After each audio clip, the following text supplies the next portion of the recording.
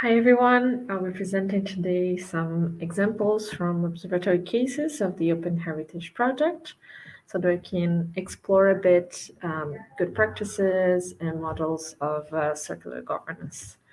So I'll start by presenting the case from Catina Rocafranca. It's a lab, basically a community that is based in Italy. And the space itself was originally a farmstead from the 17th century, a typical structure that ended up becoming very important and very relevant to the community in that region. And the adaptation of Cacina Rocafranca into a venue of collective use by the citizens became basically part of a cultural and social intervention by an EU project. So that took place basically in the 2000s. And that was a process as well that involved plenty of other actors in that community. So basically, associations, workers, and they engaged in a years long discussion to make sure and to also come up with the project of what Cacina Rocafranca could look like as a community venue. And if we look into more detail as how the reuse of Cacina Rocafranca is taking place. So basically, the ownership is under the municipality, so basically the local government of Turin, but the management has been basically shared. So the municipality assigned the venue to the Cacina Rocafranca Foundation that basically then manages the space. And jointly with the municipality and district representatives, um, there's basically a board of directors with 3 members appointed by the city and 2 by the College of Participants that basically compose the management of the space. So, as part of these joint management, both the administration, the local administration, as members of the foundation participate. So ultimately, it is a public-private foundation, and when it comes to its funding, um, it's basically as well somehow funded by the public sector, because the municipality covers payrolls and provides furniture, etc. And at the same time, the space also counts on revenues that comes from renting and other activities that basically are held in Cacina Rocafranca.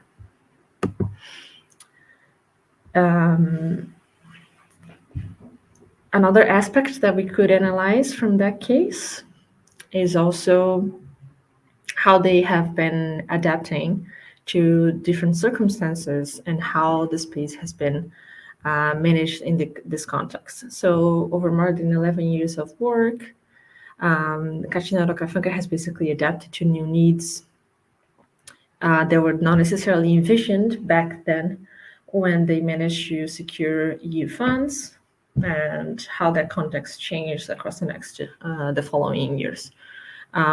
So at first, as we can see from a quote from the observatory cases study, the first feasibility study from 2002 suggested the need for community wellness services, while with the 2007 economic crisis, basically the community asked themselves how to deal as well with unemployment, with poverty, with other challenges that were not necessarily planned. So a strong suit of the case is basically this also ability to adapt. And the Cacina Rocafranca is also being able to involve plenty of actors from different sectors, from associations, citizens, administration, researchers, in inclusive governance as well. So that's key to being able to adapt and to manage these changes in context. So, keeping up with our analysis of good practices and models of governance, now I'm going to talk a bit about the case of Stara Trizhnica in Bratislava. That's basically an old market hall of Bratislava that was completed in 1910. The building is situated at the edge of Bratislava Historical Center and built in connection with the old town's hall that basically was operating as a municipal marketplace until 1960. The regional space has been modified in plenty of moments, so has had multiple uses in the community.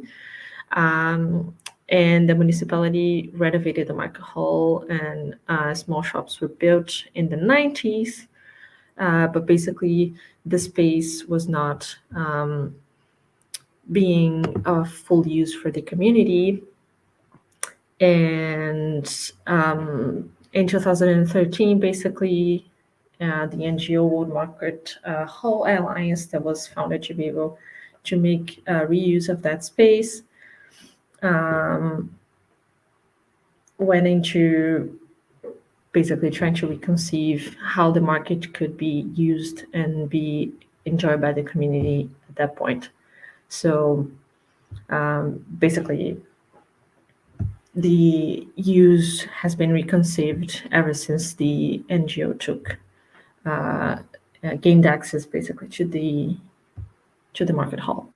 So we basically, if we look into closer detail into how the governance takes place in the case of the market hall, we can see that the ownership, as much as in the case of Catina Roca Franca, is also with the municipality. So it's a building that's owned by the local government.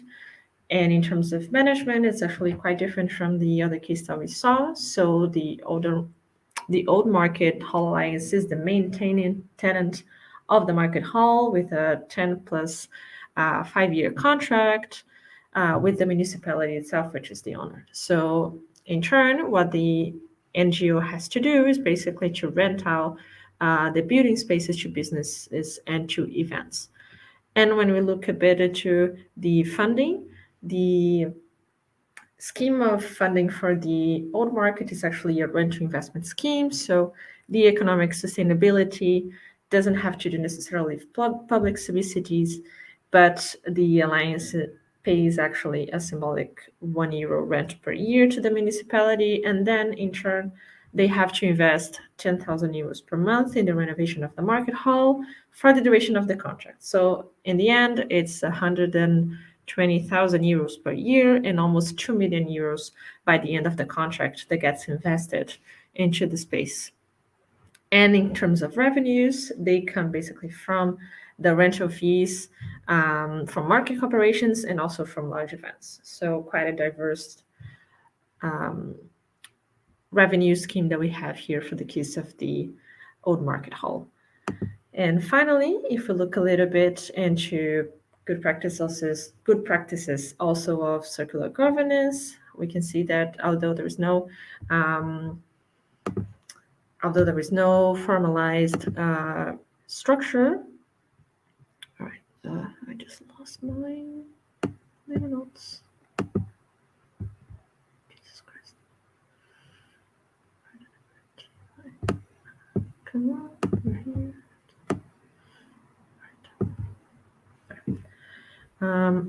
So now if we look into circular governance good practices, we can see that although there is no formalized structure to bring together tenants besides the one-to-one contract, so the NGO is quite a central actor in the structure of the governance. The Old Market Hall Alliance actually organizes as well regular meetings with tenants to focus on how they can cooperate with one another in a mutual beneficial way. So even though that's not quite formalized, there is a practice of reaching out and fitting into the network and engaging the community in thinking how they can cooperate and how their needs can be taken care of in how the space is run. And the Alliance is basically also planning to establish a new association focusing on the public spaces around the market. So the association would be joined by all tenants of the market hall, and it would safeguard the public spaces and provide specific services such as cultural events. So in the future, they're definitely planning on making the governance structure more formalized and also in involving the tenants in other forms. And furthermore, the new association will act as well as a platform to organize competitions and channel ideas and proposals towards the municipality. So also thinking in how the association can engage with the public sector so that the relations around the market can be established for its adaptation in the future. So that's basically it. Thank you very much, and I hope you enjoyed it.